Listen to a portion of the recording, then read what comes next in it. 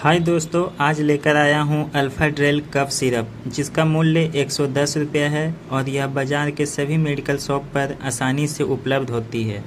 अब बात करते हैं इसकी कंपनी की, तो इसे डी फार्मा प्राइवेट कंपनी द्वारा बनाई जाती है। यह 100 ml का पैक है। इसके कंपोनेंट्स की बात करें तो यह डी फेनरामाइल hydrochloride 14.08 mg, ammonium chloride 0.138 gram, sodium chloride 57.03 mg, menthol 1.14 mg से मिलकर बना है।